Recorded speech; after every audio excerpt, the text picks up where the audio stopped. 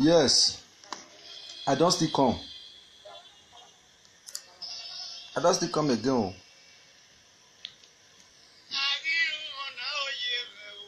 I don't still come again. Una say una no wan stop this nonsense. Una go stop am. Una no worry.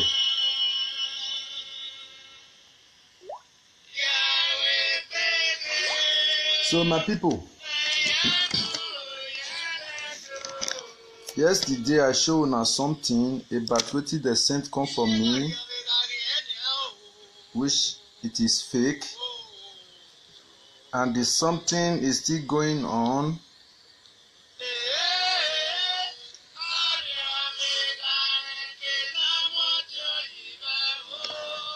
The something still dey go on, which they never stop, and I tell them until they stop before I will stop embarrassing them.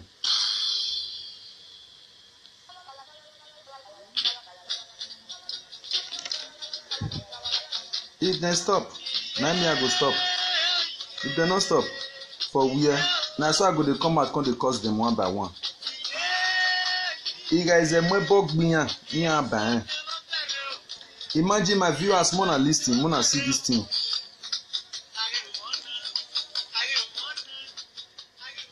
Mona see this picture.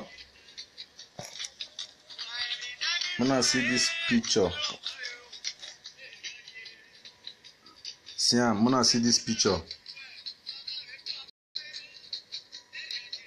How person go send? Mona see this picture. So mona see wetin dey write put for the picture. See, he died as a result of the curse from Oba Palace in Napoli, Italy. After the curse, he still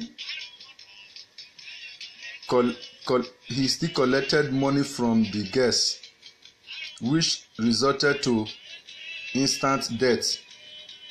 His girlfriend is also in admission now for the same problem.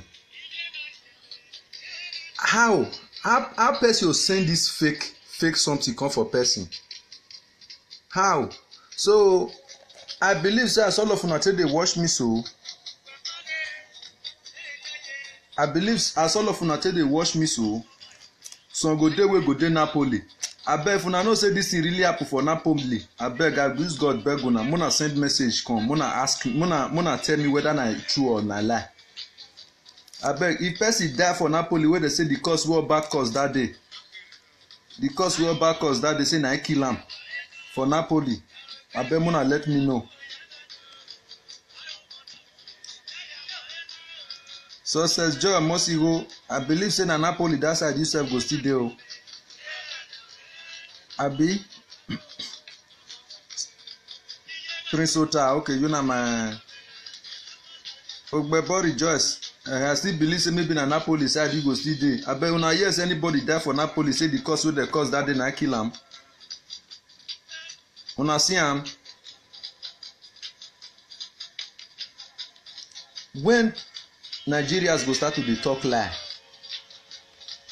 especially Benin people, when una start to dey when una stop to dey talk lie, they dey know wahin ban oge na tawa ni yedo. Huh? Okay, if this man now later come see this kind of thing, for example now, maybe this man not die now, for example later come see this kind of thing, you will post now the cost where this man go dey cost, now go pass that cost wey back cost. I can imagine.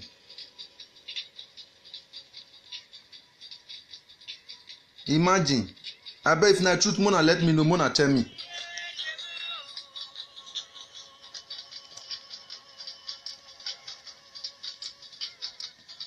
He said that the cost wey back cost that day na kill am.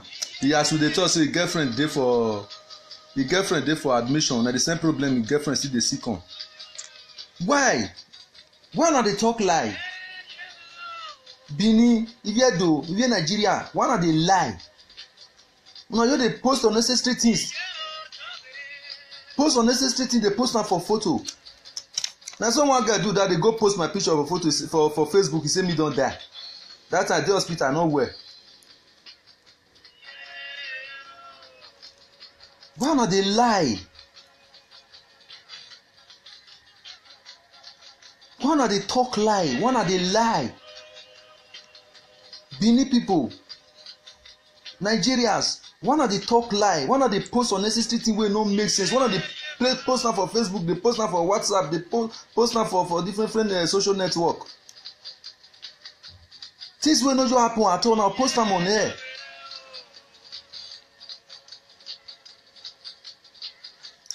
If this man now, for example, now maybe another thing and I go kill this man now, or maybe this man don dey sick for past, he come later come die now, or maybe this man still dey alive now. What if this man come later discover say they post the pictures like this now, they write nonsense on top? Wetin this man go do? The cost wey he go cost the person wey do that thing, he go pass the cost wey they cost for Oba Palace. And if this man still die like that, say no be that cost wey dey cost for Oba Palace na kill am, na him own die, na he die. Na that cost wey dey cost for Oba Palace, you wey come post this thing, na that cost na go kill you.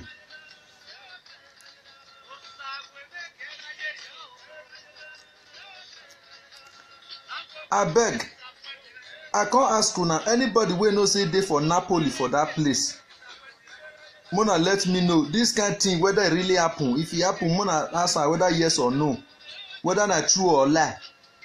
Me no dey stay Napoli, I no dey Napoli. Na this morning I surprised say they still send this one come for me. So why?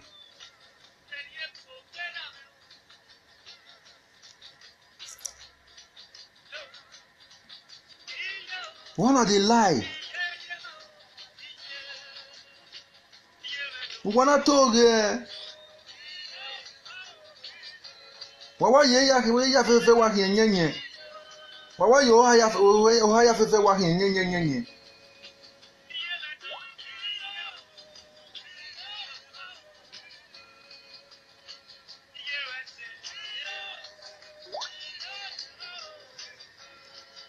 Yesterday they sent one come for me. They say one boy carry one girl go inside house.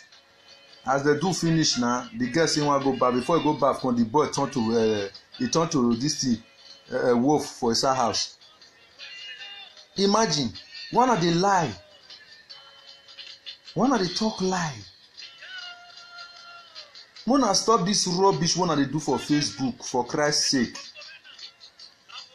Wanna stop all this nonsense one of they do for Facebook. I was here, maybe why you are home. What's your you are different information, fake rumors, fake informations. None of they bring.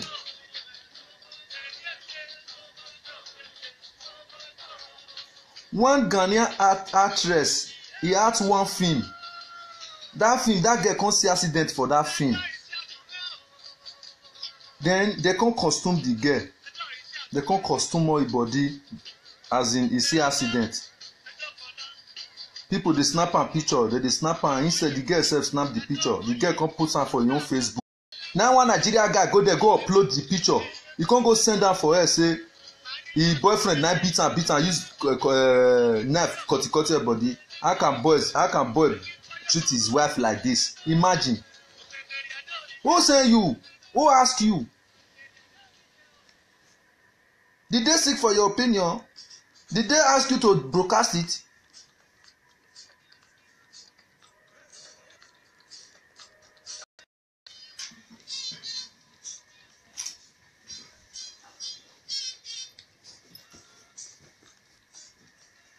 I argue one.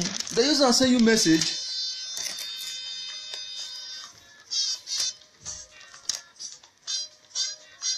You can't begin the broadcast them.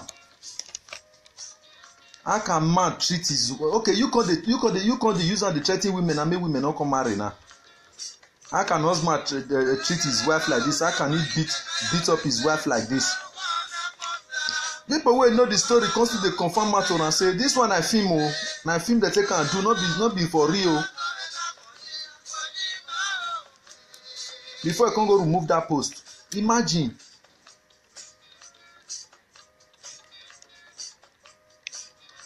Why not dey talk lie? Why not dey lie? Una just dey lie, una just dey talk lie, Nigerians. Fake rumors, fake informations yawa for Facebook. All of them don many for Facebook. Una just dey lie. I don't know wetin una dey talk lie for.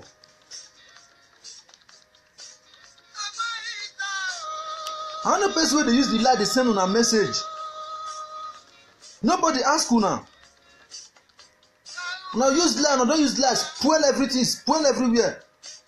Wajaria. Oh no, na practice jealousy. Una get master degree for jealousy. Oh no, una get master degree for lie. Una get master degree for thief. Una get master degree of laziness. Una get master everything. If na wish matter sef, una get master degree. Everything una for if bad, una get master degree. Wickedness, una get master degree. Una no dey use, una no dey make sense. But I no come dey make many people dey regret why dem come be Benin o, especially me. We say no problem, no get gubia o here do. Sometimes if I hear reason wey see some Benin people dey blame mama, why you no carry me go give another people? Or why no go marry another tribe for another place wey dey carry come dey born me for Benin? Stain. Na stain. Una don turn out to stain. The time wey we take enjoy Benin don pass.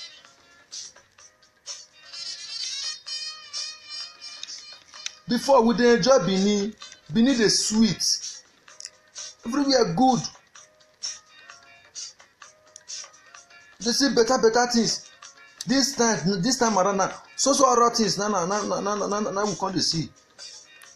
Una don change everything with down and wicked attitude. That bad head wey una carry come. Life full everywhere, una don talk like follow everywhere. Mona see something, how person just belleful. E just belleful. Carry dey send this one for people, make people dey look. So na the cause wey back kid, na the cause wey back cause that day na kill am. Imagine. See am. How can somebody post something like this? He say na the cause wey back cause that day na kill am. How? Na the cause wey back cause that day. See wetin the right put. See am. He died as a result of the curse from Oba Palace in Napoli. Abeg, anybody wey dey Napoli wey dey look me so, Mona abeg, I dey ask una if this kind thing really happen for Napoli, abeg. If na true, Mona write am for me say na true. If na fit call me, Mona call me. I dey answer call, Mona no worry. Imagine.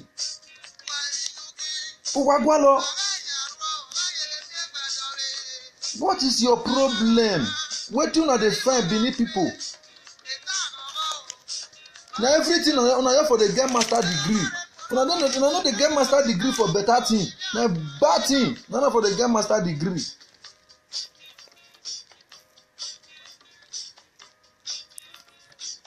Wicked attitude. None for dey get master degree.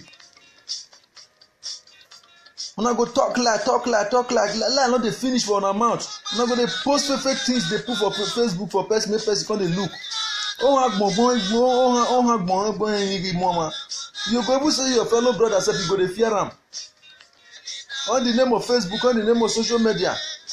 Una no dey use brain, una no dey get sense.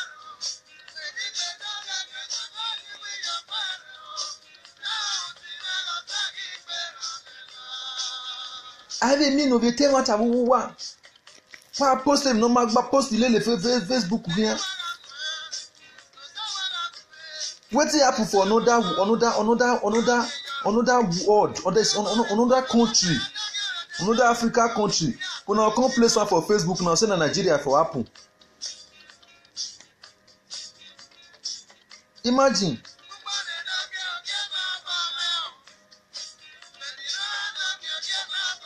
Well, Una no dey use sense. Which day sense go enter una head? Una no dey talk lie, dey follow everywhere dey go. Una no dey talk lie. Everything about una wey be Nigeria na so lie. Una no dey lie. Wawata lo gelele ran wiri here, especially one year do. Una no dey lie. I don't know the game one of the see for the lie one of the talk. If una see this boy wey dey and una surprise now say this boy no be even Benin boy. How can the cause war back cause na come take kill am? Na so the boy die for Napoli na the cause war back cause that day na kill am, still go dey draw e get money na the cause come kill am. How?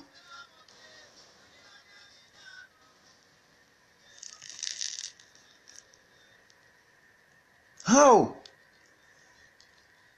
Una no dey talk truth. When we post different things here oh.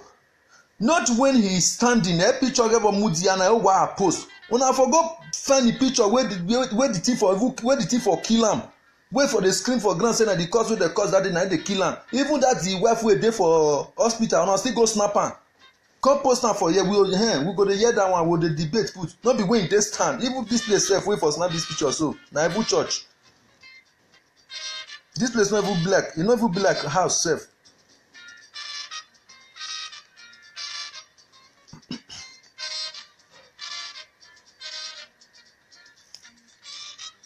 Imagine.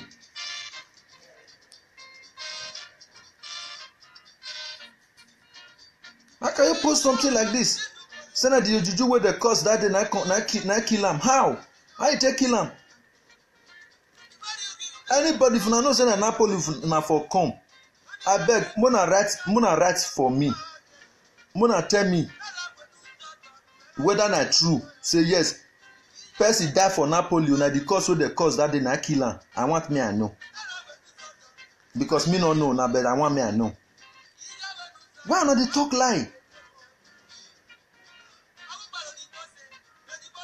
Wawa to gelele ran wiri here.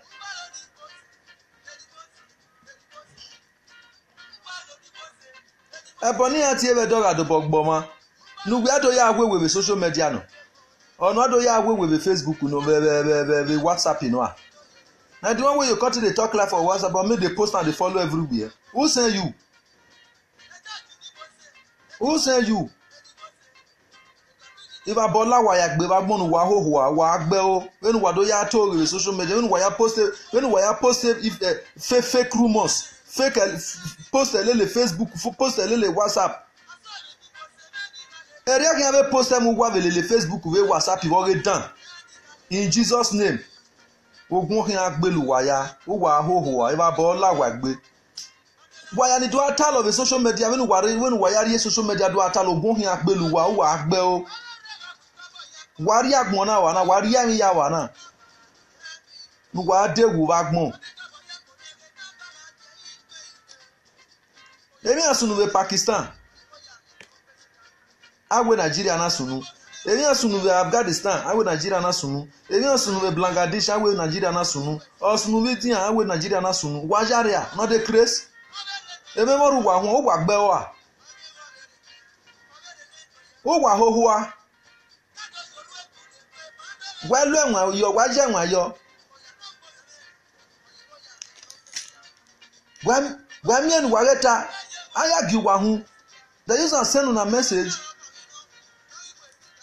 Ogwo na wa po. Na so Boko Haram from Nigeria comot. He go South Africa go adopt children for that side. How it happen? No ge gbelu wa e ba gbonu wa hoho wa fian wu.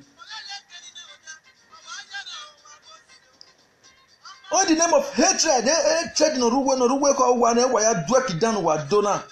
Jealousy. Was work ba na we done here. Ozuo very fool. Idiot. Is a moron. Ozuo no. Ona toasted girl ba again in makuwe. Ona snap a girl ni. Ona snap a girl ni ke mana ya we shoroti. Oge snap a girl in another place a girl in your Facebook.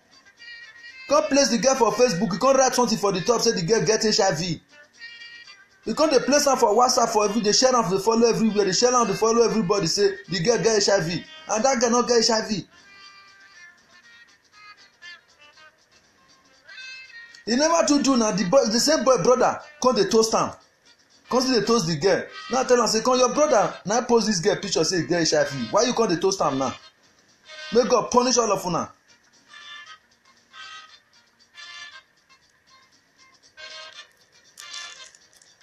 Because he talk to her no green. You can't carry a picture, come put am for Facebook, come put am for WhatsApp. They share and they give everybody go say get HIV.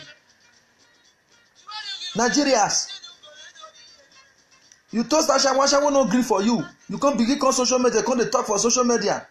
Ashawo must stop. Oh, na so Nigeria people they come dey do Ashawo. That's why those guys na so Ashawo they do for Europe. Na Ashawo them be. Jealousy. Who send you? That one wey dey that fool wey dey for Germany, us warning on Germany. That one sef still go toast a single mother. Single mother no gree for am because they come out for social media. He come dey against single mothers. Come dey saying they advise the same make dem go marry. E concern you, they no marry. Mind your business. It's none of your business.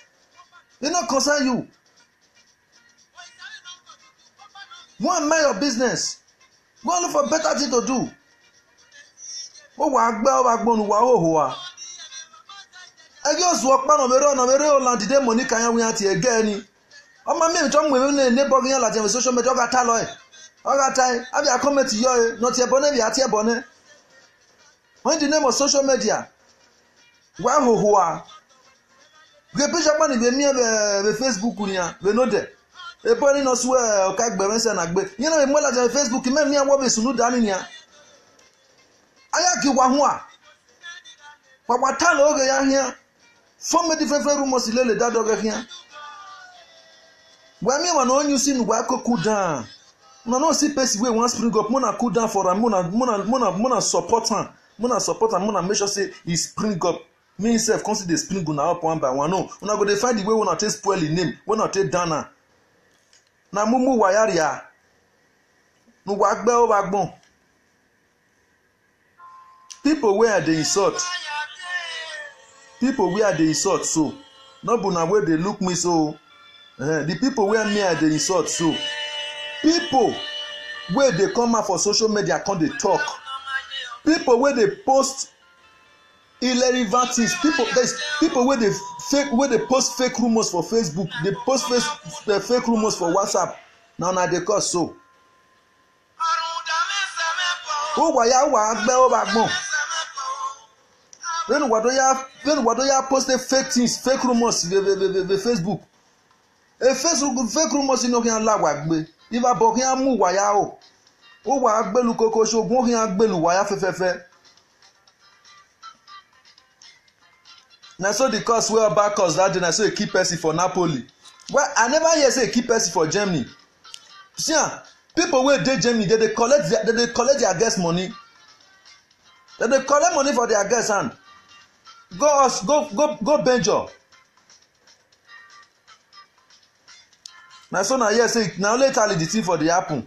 Na so na here say because we are back us that they keep person for Napoli. E Napoli on Agboma be Milan. Abi Boni go as in Milan. The Napoli o kasebo do Rodani South Africa.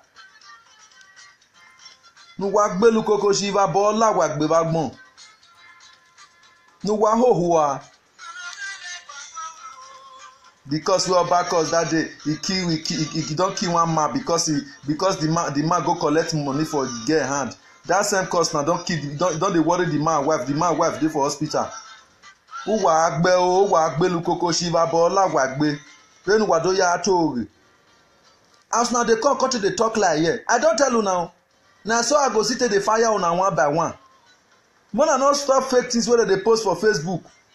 No wago we not see anything do mona rest mona as I carry the thing for Facebook the mona carry Facebook the mona dey shake head some guys dey do am they just their this live video like this or carry Facebook they no talk o they just dey shake head they dey play music they dey shake head. Yes, I dey like that kind form.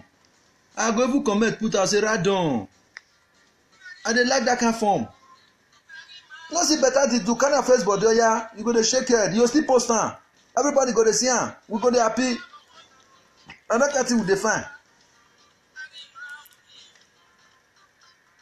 Who are Gbelu Kokoshi? No be the one when I come dey post fake things.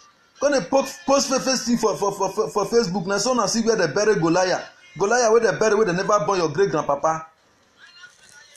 The time when I never even your 16 fathers they never even come life that time. Where they kill Goliath. You see na come see where they bury and put.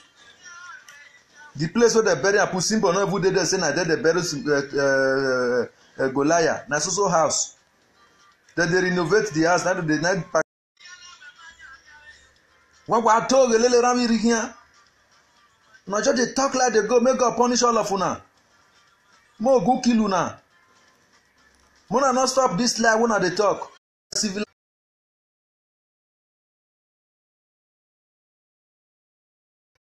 Civilization what you beg you want.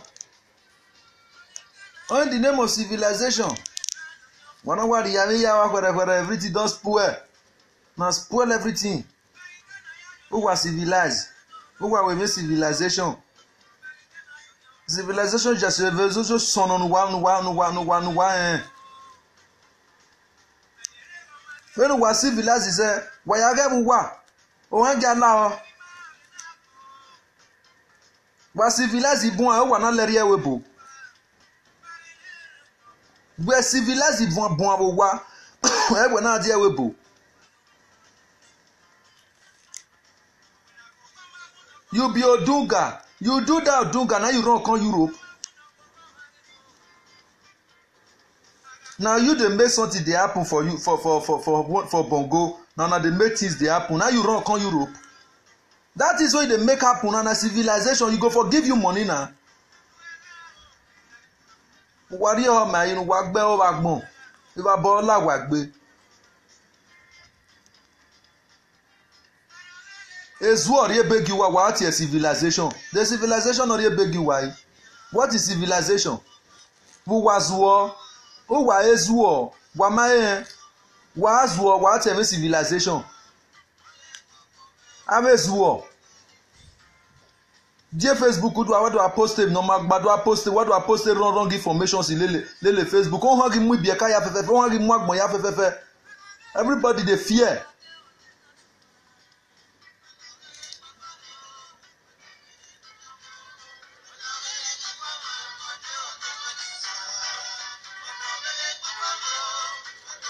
Una no dey shame.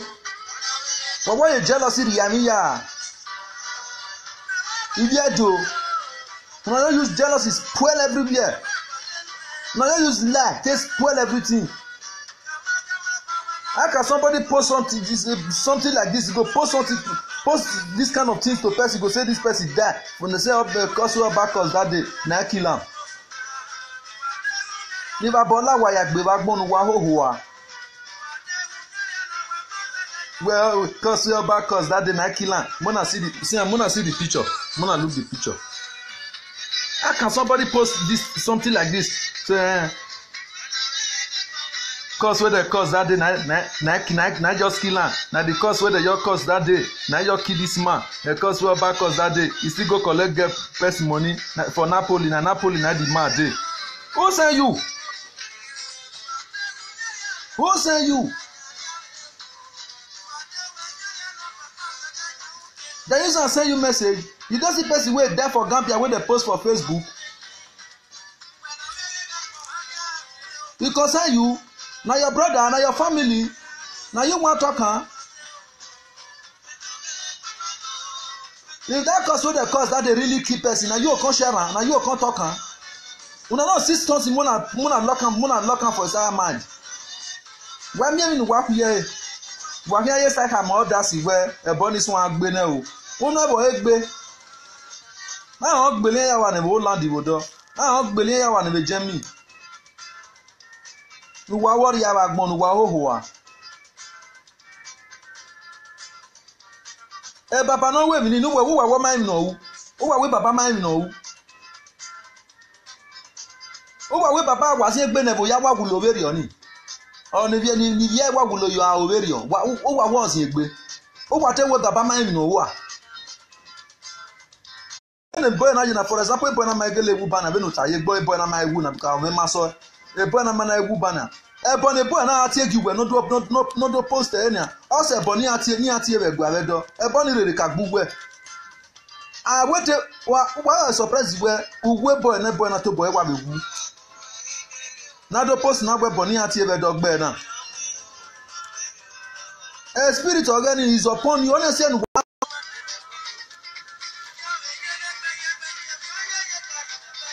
aro pe wa gbe bate awa gbe bate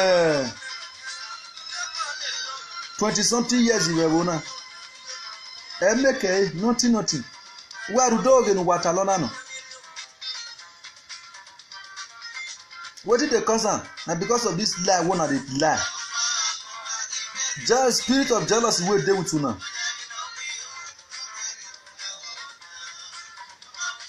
abi mo paga ina me ya fo wa nu wa ni die dogwe wa ma nu wa ban wa ma nu wa kiere won wa repent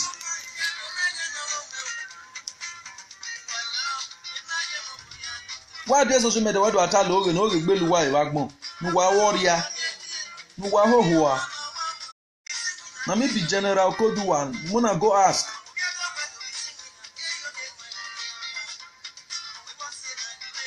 na just dey lie dey talk lie dey follow everywhere dey go make lie kill all of una as una take dey talk lie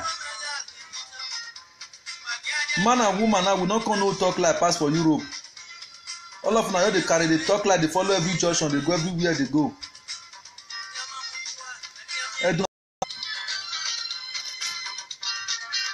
before if you wan tell person say I'm from Edo State Benin City you go raise your shoulder up you go raise your chest up you say I'm from Edo State with pride with nyagan from Edo State they go welcome you well they will respect you you sit down they will entertain you well this time around if you wan tell person say you from Edo State you be like say you be slave Edo they just look you like this you be Edo boy Benin City they'll shake head no dey shame ọ̀pọ̀ tó gẹ̀lẹ́lẹ̀ rábìrì kí á ìwà bọ́lá wà gbé wá gbọ́n Nigeria so dey lie una surprise now say this man now una surprise now say this man now e get person wey dey two gather get misunderstanding now wey go carry picture now come post here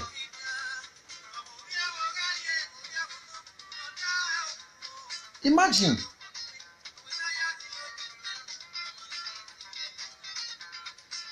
for wata lo oge kan oge gbeluwa iwa gbon wa warrior see the one wey na fair talk na the one wey na fair talk be this one una say this one turn to ghost you carry woman make dem beware of women make dem beware people get boys wey dey carry women up and down make dem beware and na photo grid na be this one na so na still talk for this one own una comot for this one own now una come enter this one na this one now una come dey now say the swear wey oba swear that day na kill this one how come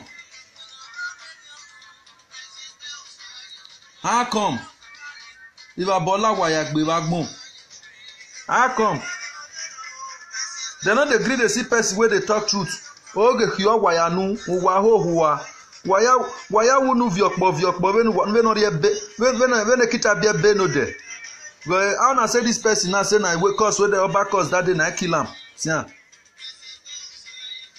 see wetin dey right see wetin human being right see wetin dey right for the top he died as a result of the curse from Oba Palace in Napoli, Italy. After the curse, he still collected money from the guests, which resulted to instant death. His girlfriend is also in admission. He's also in admission now for the same problem. How can the girl will be in admission. How the girl go dey admission? No, that instant death wey husband die, so he suppose to still die that instant death. How go dey admission? No, you no suppose dey admission at all. As the husband collect money for that girl, for the girl's hand, that instant like husband die. That instant be suppose make wife still die. Why go dey admission? For what now? No regbeluwa ibagbonuwa to rewu. Iva bola wa gbe wa ya to rewe Facebook. When wa do ya post a picture no magbale le Facebook. No gungu wa ya e. Do I post a wrong information si game on Facebook. Ko han ri mo agbon ya fefe nu wa dun wa bagbon. Nu wa hoho wa. O wa me free wifi alone nu wa dewu. Without evidence, ogun rin agbeluwa ya wa hoho wa. When what do you tell of a social media? What do I gossiping? Do I tell you give what? Do I move no make sense? What do I tell her? It's why while at the end when man says woman or when woman says man, which one sweet pass? Comment. Stupid people not gonna comment put. No wa worry about more wa comment your ear and then wa comment here me.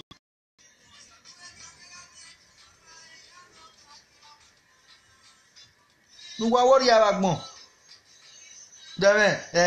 So can't come out, they can't wear big glass. When man says woman and when woman says man, which one sweet pass? For social media. They not go begin to comment, na the man, na the woman, may God punish all of una. Mo go kill una. Ko wa ni comment yin ya e o ke ya fefe ba bola wa ya gbe. Wa hoho abagbon.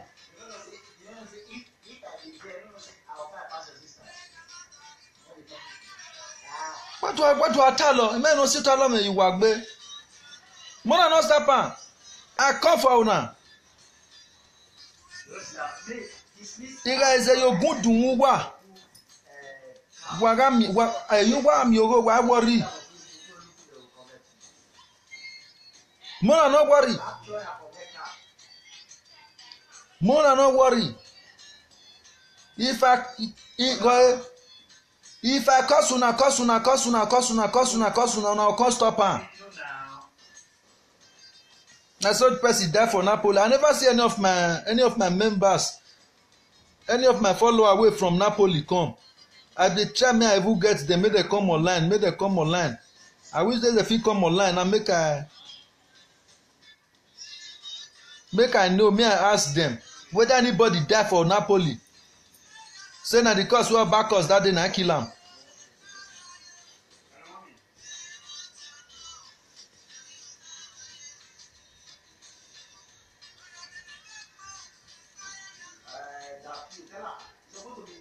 Say cause wey dey cause that day na kill am. As we dey talk so him wife dey admission. Why him wife go dey admission? Him wife no suppose dey admission as that cause fit just kill that man that instantly. You don't suppose me be how your wife go still dey admission. That instantly, that cause go still kill your wife. That instantly. Now call the person and say your wife dey admission. The cause can't kill the man that instantly because he collect money for girls hand. One of the lie. One of the talk lie. Oge gbelu wa ya ibagbon wa hoho wa. Wa gwo wa.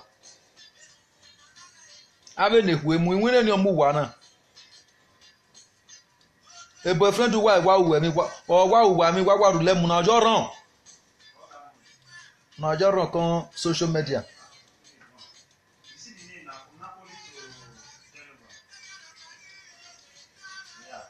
Na ojo ran kan social media. My boyfriend beat me. My boyfriend collect money from my hand. Na so I suffer follow the boy. Na so we don't ask you. Treat the matter by yourself. Plan for the boy. If you feel cash and if you feel kill am. That be the one you come social media come dey talk. Oh, you cry give where they comment for you. They no get help for you where they want help you. As you dey cry, say people even dey want. Some people go still dey there where still go comment for you. Hi baby, what's up? How are you? Baby, you are beautiful. You are cute. Don't worry, nothing God cannot do. I will clean your tears. Ogun okin agbelu waya. Uwa hohoa. Wani ado clean up with tears. I'll clean your tears, don't worry. Another people from Congo say, okay, as for me, I will do more than that boy. I will make sure say idiots. You're making people an idiot. Oh yeah, you use am for yourself hand. Best you can't do me something. Nobody will not get temptation for body. Nobody will not get problem for body. I can never come out in social media and share my me as I go do the problems. I still come out for social media like this. I the talk. So I still dey talk. I can never share my problem with anybody. I can never bring it out in social media. Maybe people come they laugh me they go. Maybe people come they talk they go. First way who comment for you say hey, right down. How those one go still they laugh you they go for back. You are not ashamed of yourselves. Wa ho with social media. No wa gbe o wa gbon.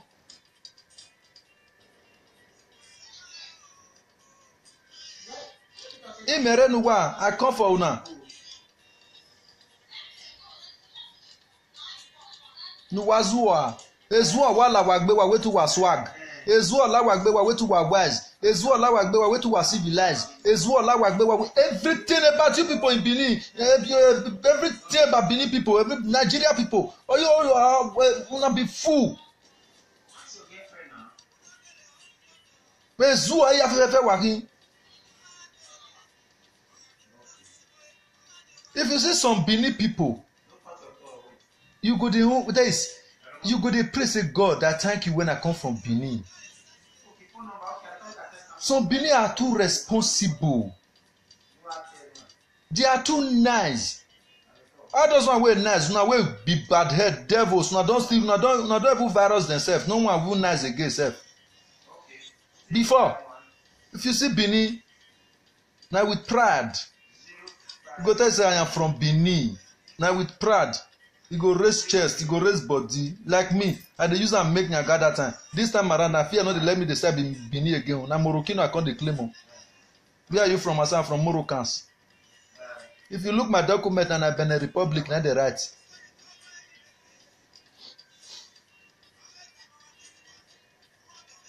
Fear no let shame not be even fear shame. Shame no let me claim myself in Nigeria. Or I be Edo State. No.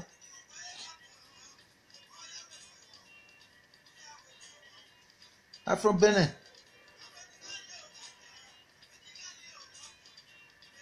Na Benin Republic na right. Ekwe muwa. No dey shame. Some of una get socrates what they do. I will go dey blame mama. Say why you born me for Benin? Why you carry me give Benin man?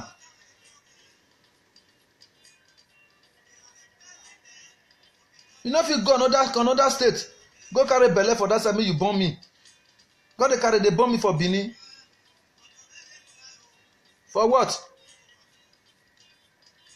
But everybody they proud made they be Benin before. This time around, now just spoil everything. I mean also wa born na hiome. Why ya hiome obe? What yemi ya?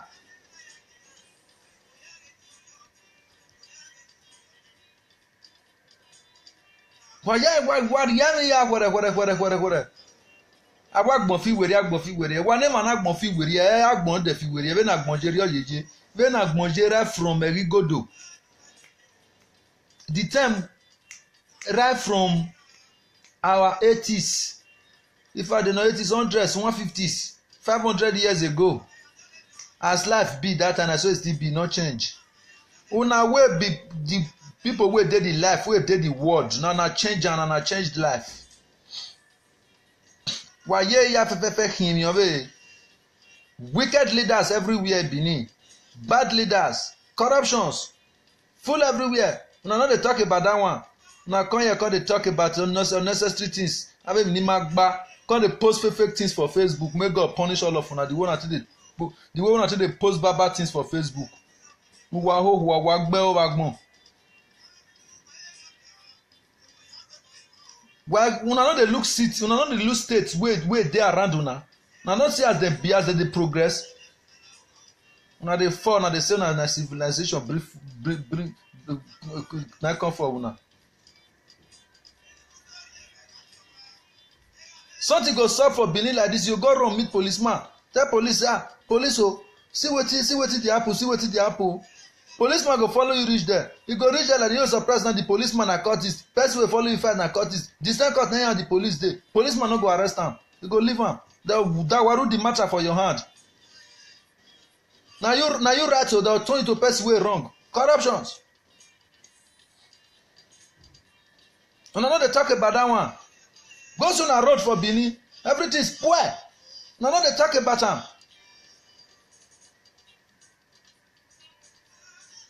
Una come social media come dey talk like Abola wa gbe wa gbon. O ge gbe luwa e wa gbon. Luwa ho wa gbe o wa gbon. Wa dey gbe dey social media wa do ata lore. Wa dey gbe dey social media wa do ata lore. Wa dey gbe do post ni ma gbale le Facebook. Do post ni ma gbale le WhatsApp hian. Wa ho wa gbo wa. Wa gbe o ba gbon iba bo la wa gbe u so kin agbelu wa se wa wulo yi wa worry wa mi no fie bakunu wa e neva wa mi no fie no gbese monu wa e ne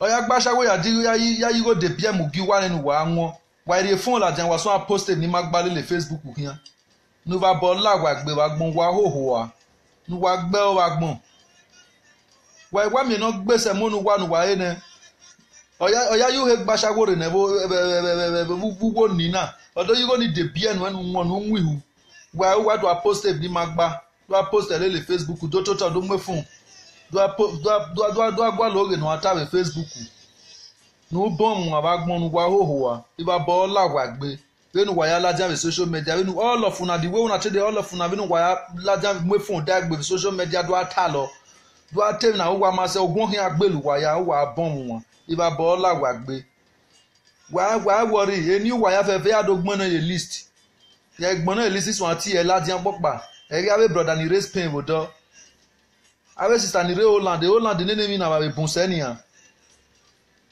wa hoho wa iba bo la wa gbe o wa gbon owo ona ge eri owo eri ona owo wa ni bi edo wa en nu wa ri oho ami mi pa nu wa uno ma ami mi no ma ge mu gi wa mu ami mi nu wa wi ona mi organo bi edo wa ami o somebody I told you Facebook I do tell him no magba do tell me kiabu be social media wa bom won e ba bo la wa gbe o go kin agbelu wa ya efefe be nu wa do ya post ni magba be Facebook ikata mo wa ni na anybody wey post unnecessary things come for me wey post wetin no make sense wey post wrong information come for me I go dey curse papa curse mama go dey curse your entire family I go dey curse all of them I go dey curse their head either you guys rovinha go to stop oh bia no okwo no post it na your Facebook ona get post gbe we na your Facebook wa go ona post and gbe na magele sunu o gele sunu ama so ina gbon wa go wa ni agbon yo wagem ni agbon yo to tene mi boy wagem ni agbon yo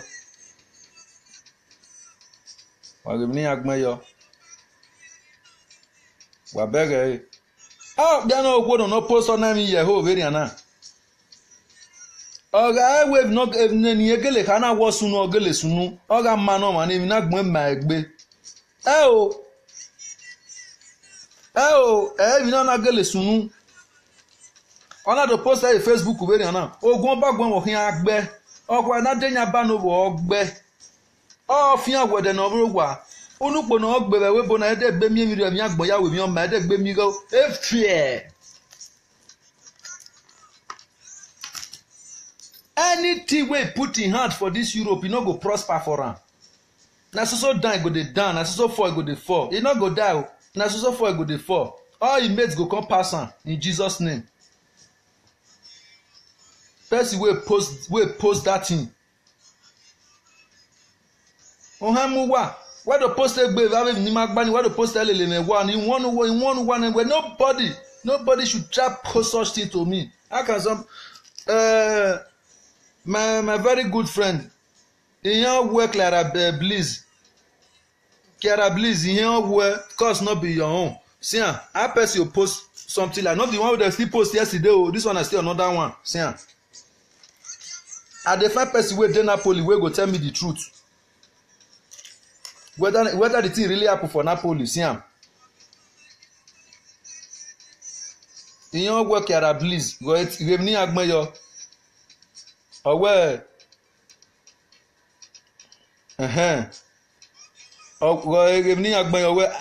he died as a result of the curse from Oba Palace in Napoli, Italy. After the curse, he still collected money from the guests, which resulted to instant death.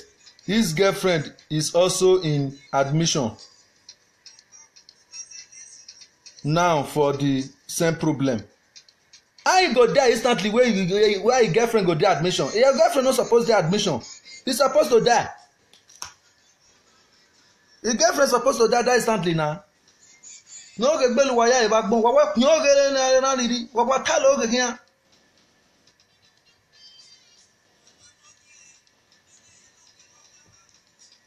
How can somebody post such thing like this to me? For what? Wa talo oge. Now you dey talk like they go. Imem ni Nigeria mi imem no sunu ni imem ni agwa lo imem ni ye do mi ni na talo oge lele ya kan social media. Post have wrong informations. Wa wo ma gba me misunderstanding. No wa ya say to make a believe o. Why the picture girl na you carry picture na you post am for una say the person don die or una say see wetin kill am or say e get HIV. Why? Why? Where they tell matter? Una no even dey talk truth. Na so lie all of una dey lie. I don tell una anybody wey post this kind thing wey go post wrong information come for me for my WhatsApp o, my Twitter o, my Facebook o, Instagram o, my S to go any network wey I dey, anybody post this kind thing come for me, post wrong informations come for me, go I go curse him papa, curse him mama, I go curse all his generation, I go curse him to that curse wey me go curse am the time as I take curse am for this Europe, you go spend 30 years for this Europe, you no go see front, you no go see back. Everybody wey first time come, they go come better pass am. You go come dey beg small children for food. I swear. Na wetin I go na the cause wey I cause that person na be that. Na anybody not post am for me again o. Pa ga lele WhatsApp, ga lele Facebook yan. Ere bo ni ati ebe dogbo wan wa. Ita lo pa na gbo ma. Nene bo ni ita lo pa yan we no wa se na ese wo be. Nene bo ni Napoli o pa yan we no se yan we na de se Milan. Nese Torino. No wa se Napoli o pa. E Roma e Sicily we Roma te se ke Napoli va. Never se ni. Ogbo man e Napoli. He kill the person the result of the cause they cause in Oba Palace. Una think say that baba no know wetin he dey do. Una think uwa we biaka wa agogo uwa wa na nwa wa agogo an. Uwa we baba ni man mi no.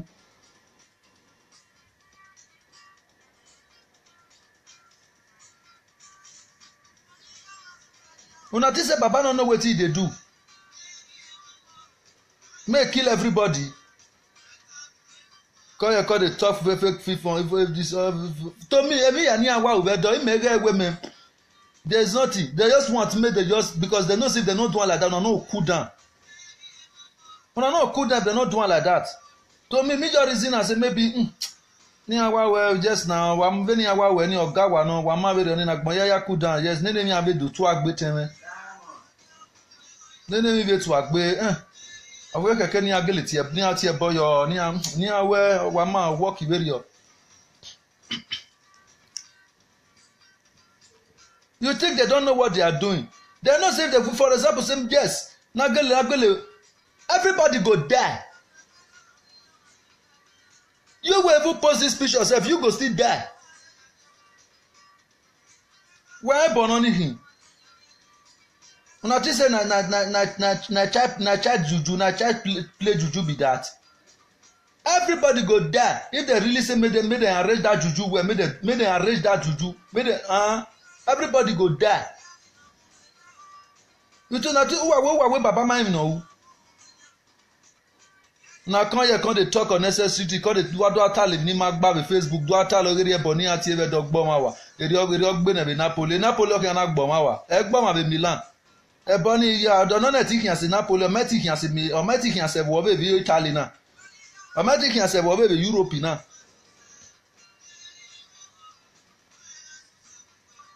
Eri ogbo ma wa. Eri the man wa collect go wo wa mi madan, or wa mi girl go we na. As you just collect the money na, so the man you take fall for ground, the man just die wa. If that can't happen, na that girl kill am, not because wey dey cause that day na kill am. Wa be mo go be yo ba ye baba hu.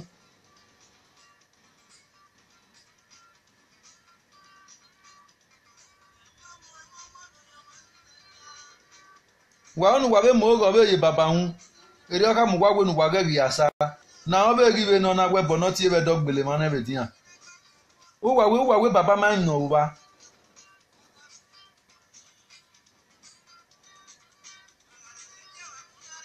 a wetin e ma ti e bo o ta no ta ni a be ri ari obogbera ni no ta a weto ma ti e bo ore ma odo ata lo oge ege nu gwa ya akun igo wadu azuo. We are not posted in Ogion Baukin. You are a deadly somebody. You can't happy now say one of una wey be Benin person don die. Oh, I can't we boy na we do no ni how we no chaye. Go we do no. Oh, I can't we do no ni. Now okay, yin ri wu na na tu wa ri gogo. Wadu posted for it to be a sad story to you. You are posting it on her. When agboya do ge o mi ma do ge mi ge ami ani collect go be get the Benjamin France be bo no pa bodo e bo ni ma so do no agbiyan Italy mo na kagbelu wa worry ko wa ni to ge ni ke afefe bo ni agbelu wa ya why worry but it tell him na wa ma say una wey dey talk with una eye no reach that give you wey dey cause that na go kill all of una mona no worry. You can never see Igbo will come out for Facebook, you can't talk lie. No, that's also Bini, everything Bini. And I just pour Bini for everybody hand. We not gonna read Bini people again. How Bini do the deny say they not be Bini again? If I see my own fellow Bini for street like this, I go throw away face.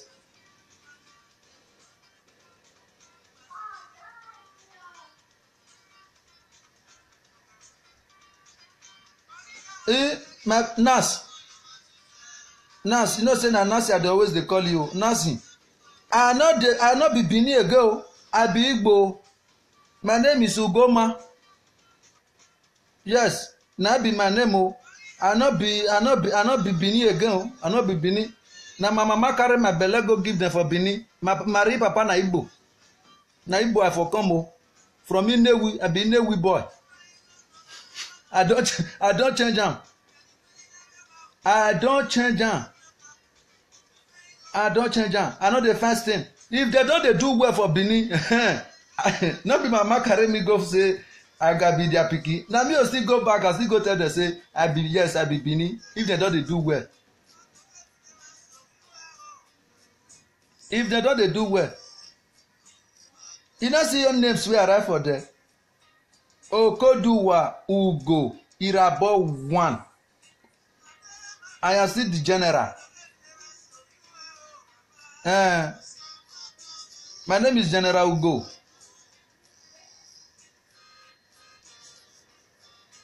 Now, try to tell you. Now, try to tell you. I'm from Igbo. Na Inewi I for come. I'm Inewi boy. From Inewi. Now for come. I no be Benin again. My mama carry my belle go give them for Benin. When I don grow, I come discover my papa. I come run come back to Igbo. My papa na Igbo. I no be Benin. If Benin don better now, I still go back and say I be Benin. So if Benin don good now, I go back and say I be Benin. Say they say wow, which kind wetin be wow? Wow for wetin? I beg I be Benin. I no be Igbo. E too quick you.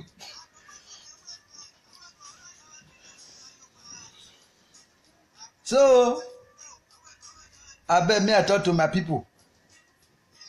So Benin, una wise, una wiseness.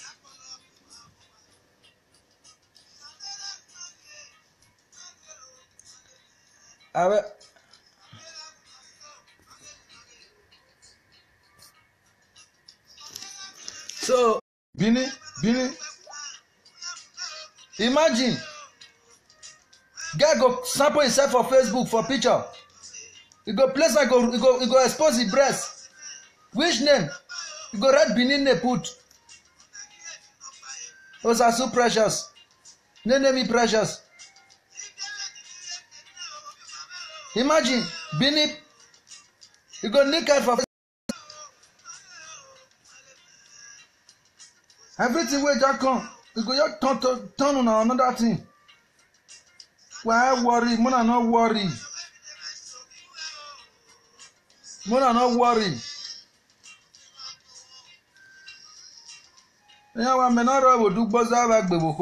Mona no worry.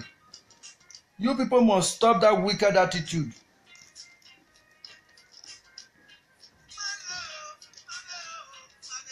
So my people, make I leave una for the now. I will come back for you later. I really greet all of una. So una wey dey post fake rumor for Facebook, una not do it again. If una not stop am, na so Ogun go take dey kill all of una. Una wey dey post fake rumor for WhatsApp, na Ogun go take dey kill all of una. Una wey dey talk lie for social media, na so Ogun go dey cause for una. Una wey dey call dey talk lie for Facebook, everything gbogbo e. Na so Ogun now go take dey kill all of una. Na Ogun go dey cause for una. Una wey dey call dey talk lie for Facebook, wey dey post things wey no make sense. Una do. Now so I think na Napoli you dey na be. You still hear say one man die for Napoli say because we back us that day na kill am.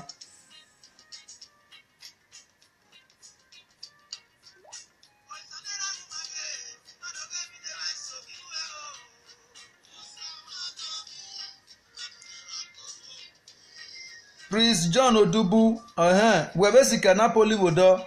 You hear say cause we back us that day don keep person for Napoli.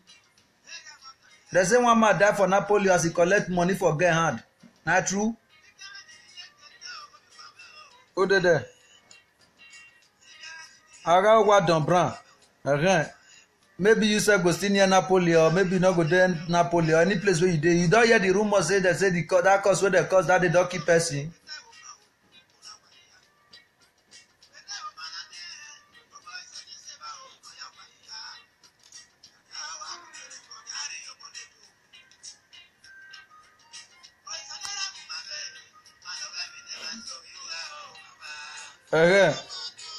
Kiara, you don hear am?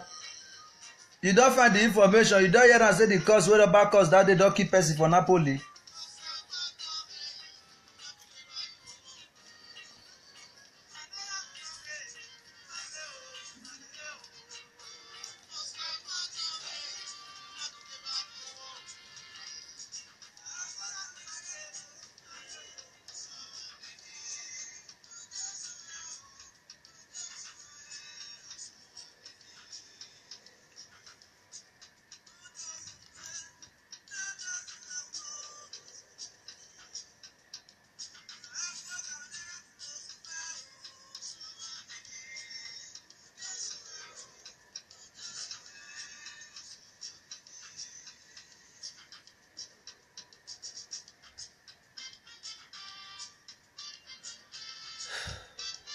So my people,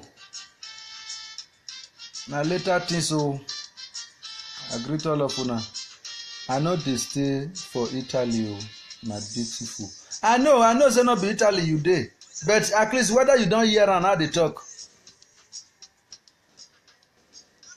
I know say not be Italy you dey stay, whether you don't hear am. I be that side wey you sef wey you see dey stay sef, the juju suppose sef see sef collect reach there because e get leg wey dey waka that juju. So the juju na don pass Roma. I know. No, not be Germany even na dey for full pass. Na Germany that side the many pass. So now the juju now don waka. E don dey waka dey come now. E share body to 5 places. E dey for Germany, dey for France, Austria, Belgium. E come still dey Italy. So the one wey dey Italy now don comot for Sicily, come go Roma, don comot for Roma and na Napoli dey so. From Napoli now you come dey Milan. Is the suffering dey use leg waka dey come that juju wey dey cause. And I dey ask whether e don still reach that side or whether na hear the rumour say e don dey kill people. Or you wan dey tell me now say na only Italy the thief for dey kill people now.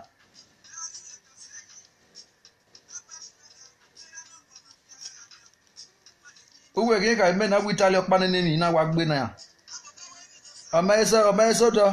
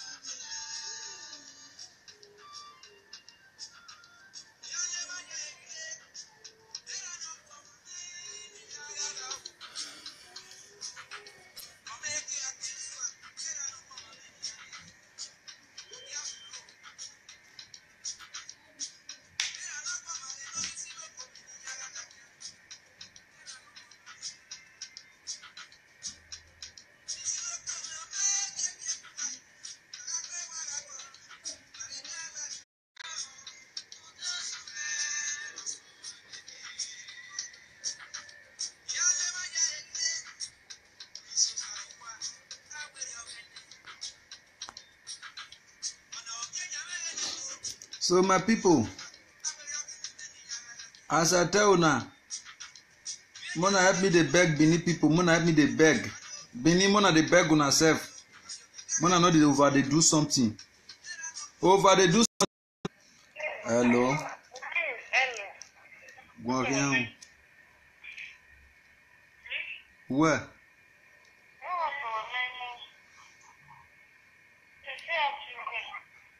E dey call you back ni yo iwo.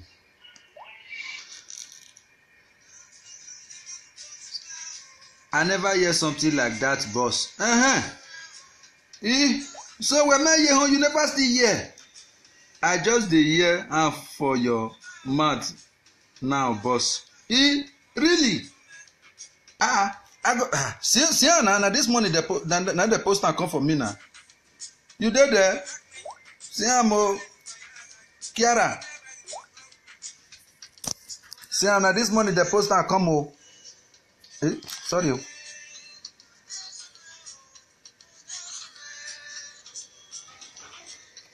Siam, now this morning the poster come.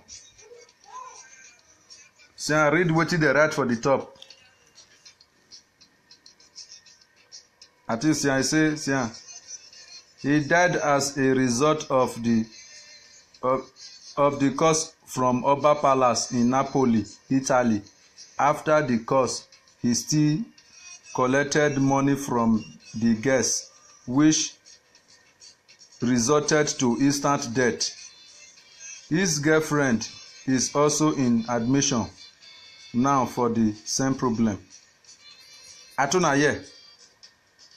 Mona see the man, I say na the man be this. How can somebody try such thing? You're surprised that this man now with person wey post this thing now they are two get this they get misunderstanding. He go upload the picture, call the poster for Facebook, go say that why not post am when he die? He dead body, why not post the dead body picture? May we see am.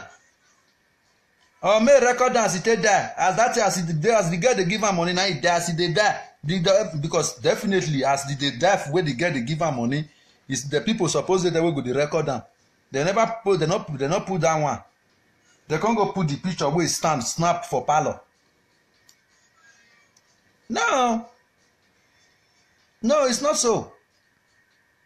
Not be so at all. It not make sense, eh? Therefore, snap away they die. Or wait, they'll snap away they mortuary. They'll call that this one on top. Say, yes. See, and the cause we back cause that did not kill him. We'll believe that one small. Now small I go still believe, or not be so I believe small. They think see go record another person dead body for mortuary just now. They're causing a cause we back cause not kill him.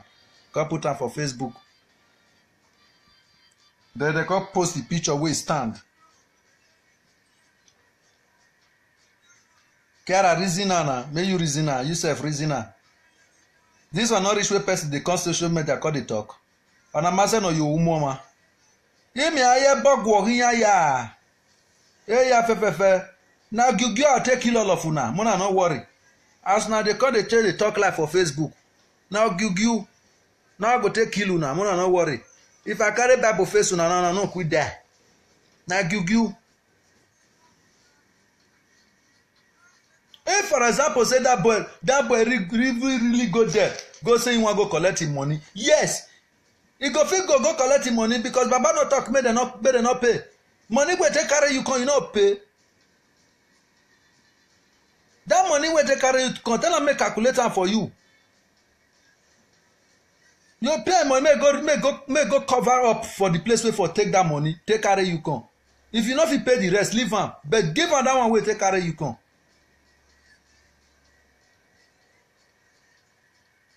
Now call the post nonsense they give everybody so that everybody they fear and may fear not let anybody collect their money for person hand. If I bought la wag be wag money, and if you boy you wag bigo. Now spirit now bad spirit now go chook out for that na money pocket of money. As not they spoil people money they go. Out of jealousy where they worry on lazy people. You sit down for a size, I shall don't go work, come send money, come give you money, don't come make some more for you, come make bad beer for you, make you drink for a size, carry for face body, they carry, they press in your head, they press what you not supposed to press for Facebook, they post what you not supposed to post for Facebook, make God punish all of you where they do that thing. Cause they post the laziness, Igbeluwa Ebagbon. Man, not go pay. Wagaze bolikwo ya wagaze rioja webona. If una do na come dey find one house mass when I wan run enter. Mona come marry me na when I dog finish.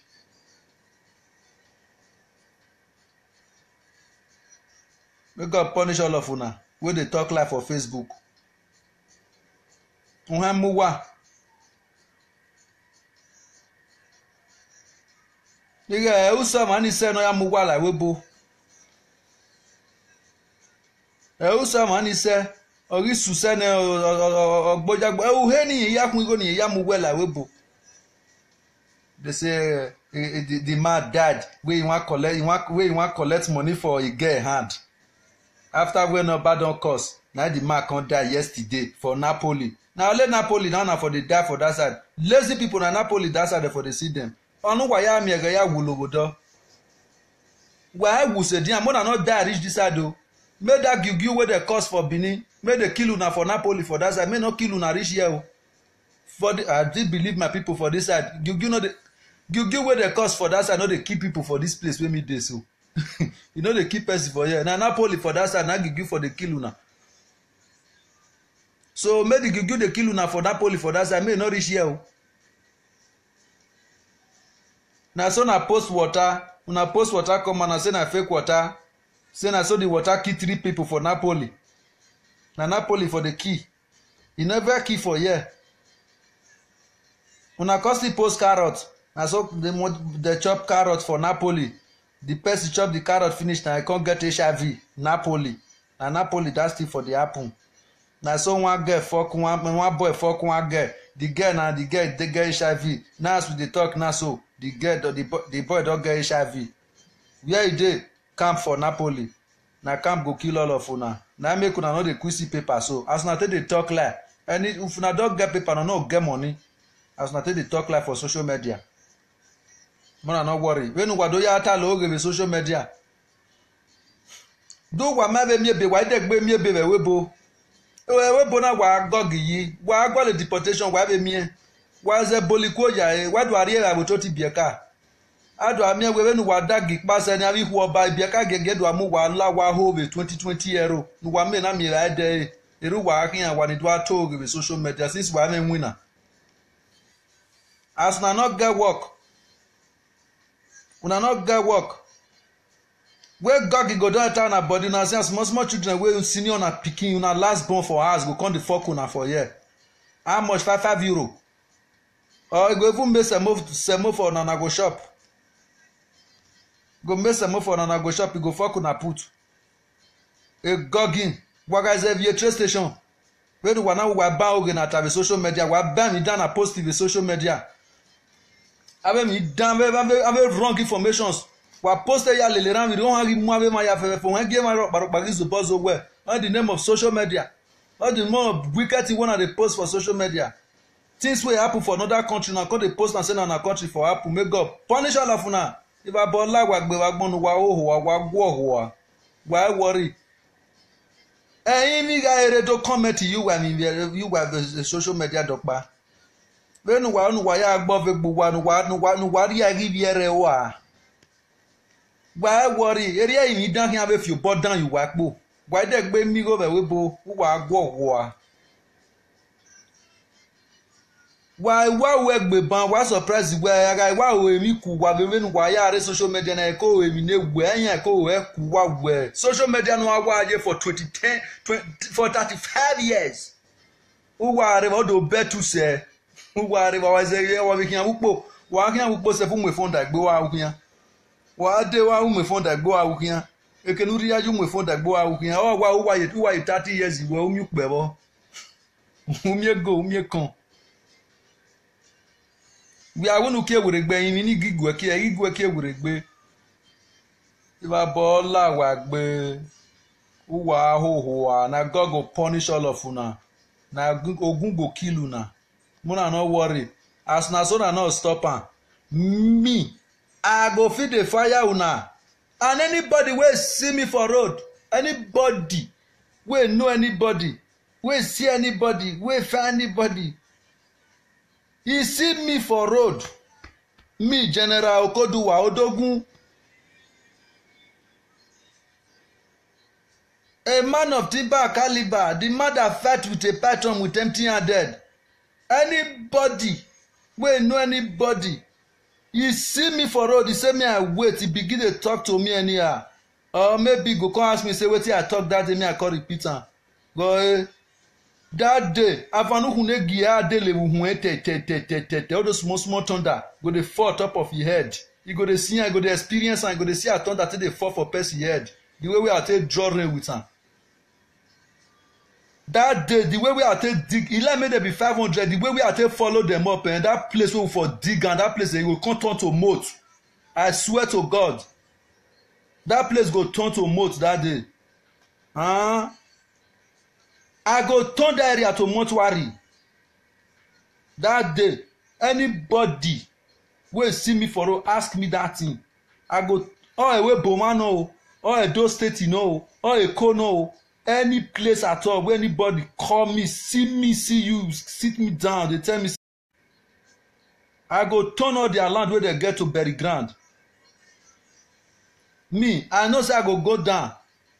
I go make sure say yes, nobody, no wish go try am. Nobody, anybody no dream at all. As you dey dream and as how they kidnap your man for house, nobody dream am. If you not get my man, girl, kidnap your pa. If you not get your pa, girl, kidnap any of your brother wey near you pass. No anybody know your dream am. Say you see me for road, you ask me, no, nobody try am o. What is wrong with you people? Fear not, they let shame not, they let una talk. Fear not, let una talk. You know for talk, una not talk. All this one I don't arrange. New people wey just come this Europe. All this one I don't arrange down. All these new people will come Europe, so they don't spoil everything for our hand. If you not let una talk, una stand they look why get that dog. Why they are commenting ya worry ya e.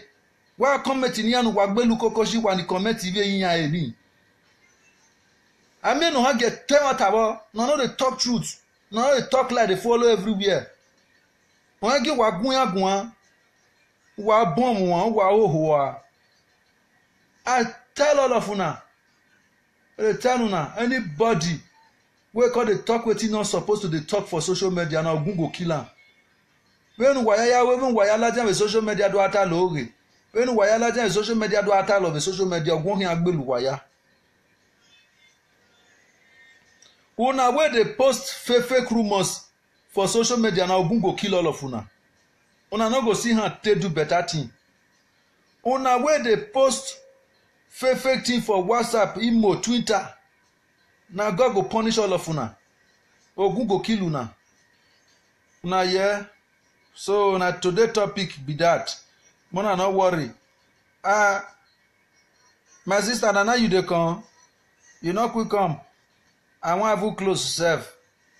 So before I close, make I quick show you wetin dem do. Where they make me provoke.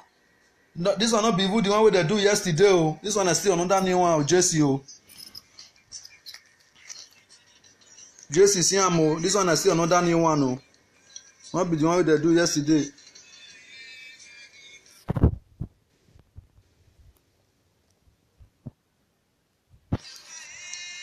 Jesse Siam. You don't hear this one?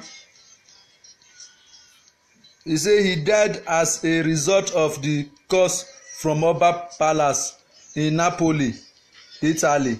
After the curse, he still collected money from the guests, which result to instant death. His girlfriend is also in admission now for the same problem.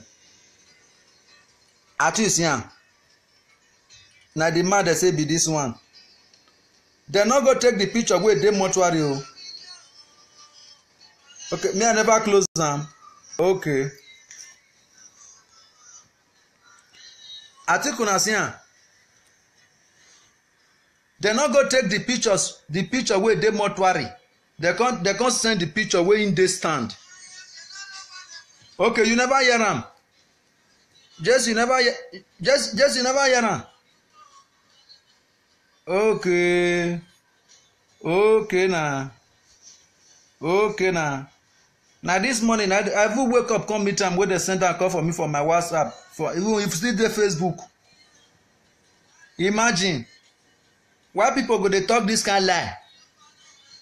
And I'm asking an atia bonoma. Article here. Now lie I go kill all of them. Iya ohoa. If I ball like agbe wagbon. I think you see the kind lie where they talk. Now all those ones see they come out they come they cause Ashawo. Or come they insult Ashawo. Ashawo they do this one, Ashawo they do that one. You see Anna?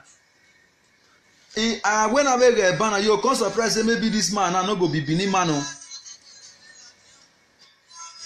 The people person wey I know the day wey they go post the picture come out for Facebook like this. Oh God. That person wey post am I go just call the person go just come meet me for house I just carry hand go meet that person wey post am come give me. The person wey post am give that one hand that one go still carry am go give the person wey post am give that one. Ere na say go take ere wa re ya fefe ni ya post any. Ere ya re ya one by one. Awa re ya igan. Amara ya igam go am ogole mi win ya e. Mona no worry. Mona dey talk live for Facebook. Una think say that baba no know wetin dey do. That can't self if the thing even really sup for themselves. Now no know everybody go die. Everybody. Oh wa we ebona na tumu ge gbavanoa. I cannot view yourself. I give her. if you pass there sef dem go even use cloth tie your eye pass, you go even cover your eye pass that place. Fear no go let you bend neck say you wan go look where dem put that juju. Una think say that man no know wetin he dey do? Who wa take wey per mind know who?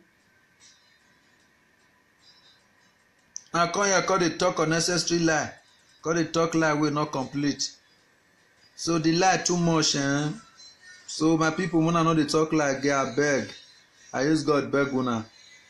So anybody wey dey post fake rumor for Facebook, I don cause put just now. Anybody wey dey post fake rumors for WhatsApp, I don cause put just now. Na this same place now for here that time they come say they come go do editing come carry woman to come edit am, they come photo editing o, come do am photo editing, they come put it na scanning, they come put it for the toto, come place am for Facebook say for Barry. Na so one boy one fuck one girl for Barry na, as the girl just open mouth, as the girl just open leg for am like this, make the boy just put prick na, he come discover say toto get it. The toto dey talk. How? I can't call person for Barry, the person say they no hear. People wey I call for Barry that for that moment they pass 50. I begin to call all of them. Even them my brothers, my sisters wey dey that side, I call all of them. Say see wetin they say happen for Barry, and they say they no hear. Na post am say na Barry for happen. Benin people, Nigeria people. Na so one girl for Torino, he go buy egg, he go carry am go inside bedroom, he go order egg, he go just chook am for inside toto, go just pack all of them for inside toto finish. Say he get snake for toto for Torino. No, he no dey get woman, no dey get snake for toto for another city o. Na Torino and Napoli. Fake rumor. You and person you get misunderstand, you carry picture, you place am for Facebook. Why? You say the person get HIV. You use am spoil the name. I fear you now. I fear you not fear you now. Benin people, wanna go wise, or never wise at all. Now you the thing say maybe low waist wanna they wear or Gucci wanna they wear make una wise or make una civilized. Na lie. You not civilized at all. Igbo man wey dey wear Chinese get sense pass the richest man for Benin. Yes, Igbo man wey dey wear aba, we no dey swag. He get sense pass. He get wetin be sense. He get money. He get money pass the richest person for Benin. Or Yoruba man, or that man, or Ghanaians.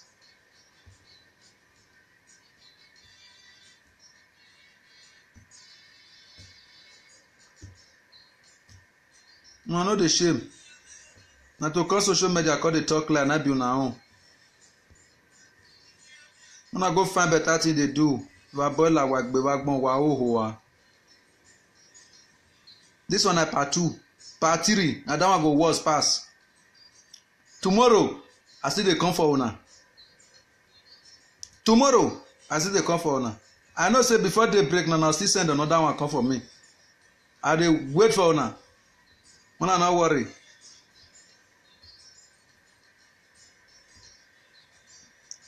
Una see chain wey dey my neck. See am. Na Nigeria dey for buy am come for me 250 naira. See am. 250 naira. Na Nigeria dey for buy am for me. Buy am come for me. 250 naira. Na 2 sef. Which is 500 for the 250. You no even reach 250. More you say 150 sef. See am, 150. E dey 3 years now wey I begin dey use am. 150 now I take buy am. I no wear marker of 150 euro. On the Gucci 150 euro. Or wetin dem dey call those things? All those wetin they wear. No. You wey dey wear all those wear. They say na swag. Say you take am too much. I still dey talk am. You still dey learn for where I dey. You dey learn. Wetin person do for us, now they boast on. Go home. Go see wetin man, wetin boy like you wey dey wear chinese for Europe, wey dey wear 150 naira chains, yeah, na 150 naira na take buy, na dey take buy and come for me for Nigeria. Mona look am, 150 naira. 3 years abi 2 years na e dey now where they use am. Mona look am well. Now they wear, no dey wear marker. See am, polo wear mona look am na chinese. See am chinese na wear. Mona look am. Na chinese I wear. If you see am, my bossers na chinese. See the bet, mona see bet na chinese. But mo go calculate wetin we do for house. They not get anything for house. Yes na. Mona go check am, mona go look am. Me wey be small boy. Na beg I dey beg for Europe. I dey beg. I be beggar for Europe. Na beg I dey do for Europe. But go house. I be lord for house for Benin. I be lord, full lord, with 2 hands, 2 legs. I will sit down like this, raise 2 hands. I be lord. You wey dey wear marker, say the marker for here. All your family still dey rent. You go reach out, you still go join your family for rent. Wa large social media wa do atalo vegeta do atale normal keke no wata do amune fefe krumos ya lele ran ri hia na so one man asoro kevi asoro junior abeg you hear say person die for Napoli. They say one man die for Napoli o. He collect as he go collect money for one girl hand. So the cost wey dey cost for that side, he don reach Napoli, he don waka reach Napoli, so he don kill the man for Napoli o. You hear? We on there. They say as the man just collect money for the girl hand, na instantly na electric just shock the man for body gigi, na the man die o. You don see am?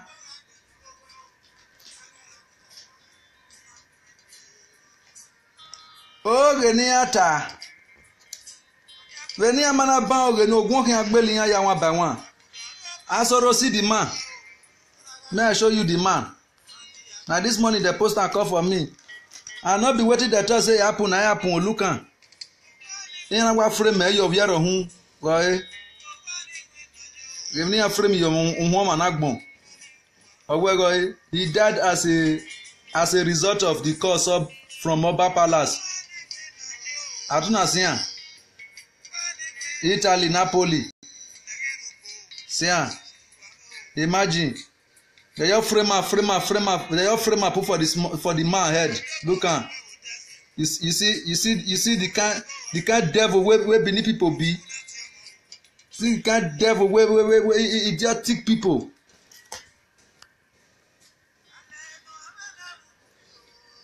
That if done if you do. E won egbe yan mo yan. That the person very ayagin yan hu. Ni ya bomb wa. Uwa hohwa. Iyan ni rebo be ni mi abe bibia kin ya go bodo. Amasa ga ne boni aya so dono ya gbe yan. They post fake rumors, they go for Facebook. Fake rumor. Anya post yan. E ba ne so na la din do atalo. Ni do atalo be social media ni ba bola yan ya gbe bagbon. Ni ya gwo hwa. Ni ya hohwa bagbon. Ashawo ga wa ya gba ashawo re ne. Owa rigo ni onigbe ogona be. O rigo ni adiowa. O igbese mo ne di boy ne. Oya de peroni ne no nwe peroni ne. Odo aye boy odo piem no ma keke no piem be fun. Odo post o le Facebook ya kian. Post o le WhatsApp ya kian. Wa gidi wina. Nu wa ho wa bagbon iba bola wa gbe. Nu wa gwo wa. Iye tamu wa. All the name of civilization na take go down. Which Benin person wey civilize wey do moto, e no dey. If you even dey na kill am. we get progress all the mass mana awa ga fian fo wa ifa to ohun wa na do nu wa na do the last meeting wa ya gbe wa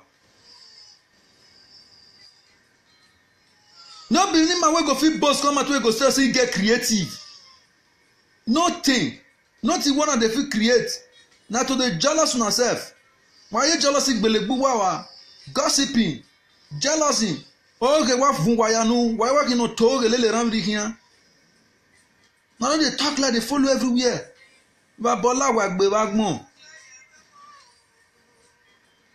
na do na come Europe here na dey Europe here na come dey carve style for Europe here come dey say na so na dey do son na dey do down na come dey laugh person wey dey why is one of the social media why do agioma ere ma je chinese ere na je no pa the lowest person wey dey wear chinese for Igbo man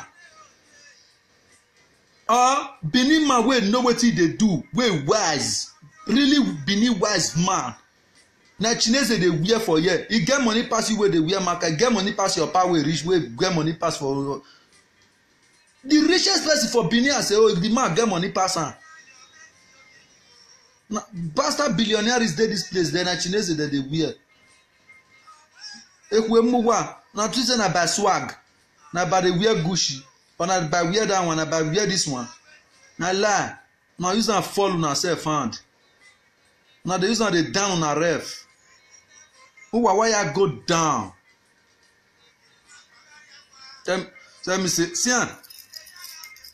see the other one for here na 150 aloko banku see 150 na dey take bring am na dey take bring am come for me for Nigeria see mona look am 150 na dey take buy am come for me see na chinese see na chinese see this one see mona look am no be gold no be silver see no be gold no be diamond mona look am how much na 20 naira and they take buy am for Nigeria 20 naira buy am come for me see 150 na two dey buy come 300 come for me my dear too get money no go there o I be lord for my house if you reach my house I be lord as I just dey so na so I dey dey I just dey south as I just dey south I dey operate I just dey no go there o I be lord for my house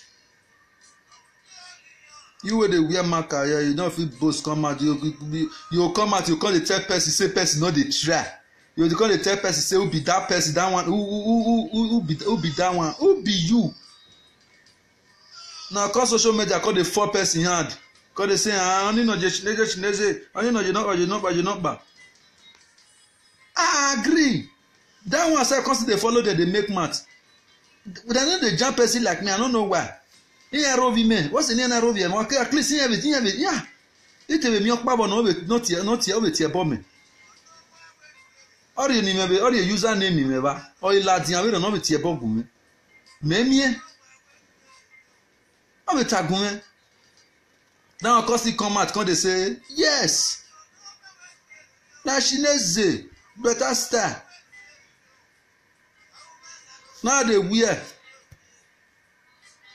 but go Nigeria and there you know say I be lord my family is not dey suffer for house go and look at my family if you see the appearance na once you tell no say yes they get person for jand only one person for jand for that matter o and I no be woman o man for that matter mona go see them.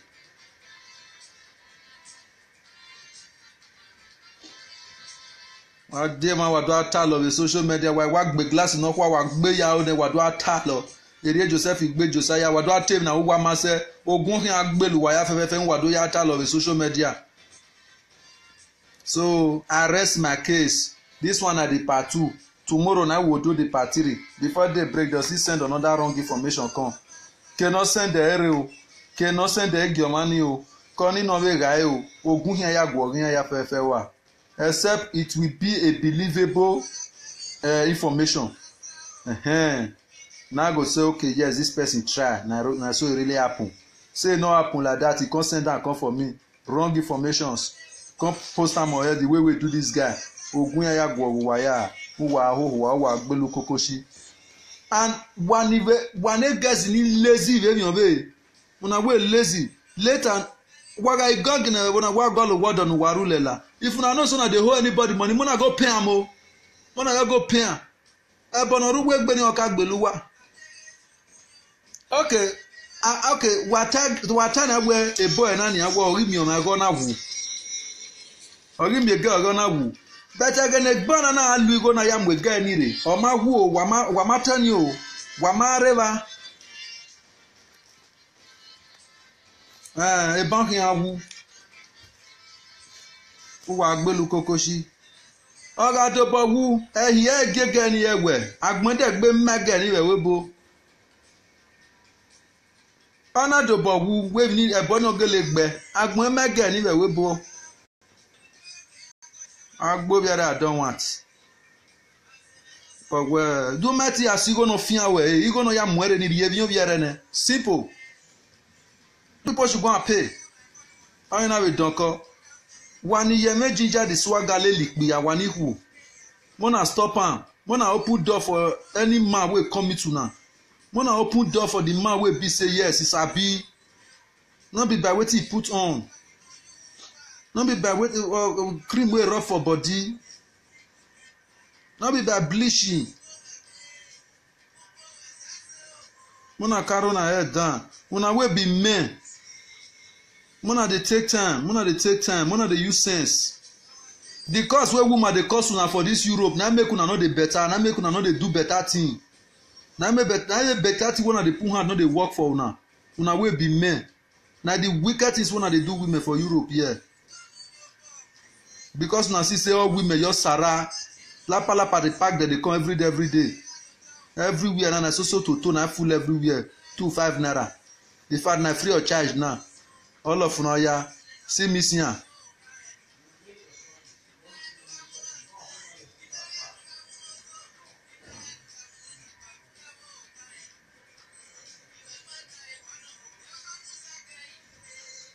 So mona take time, mona be careful.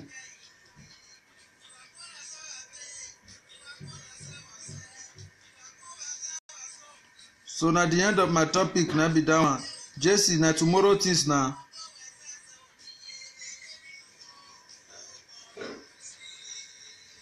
Ciao. Mona no dey talk like gay.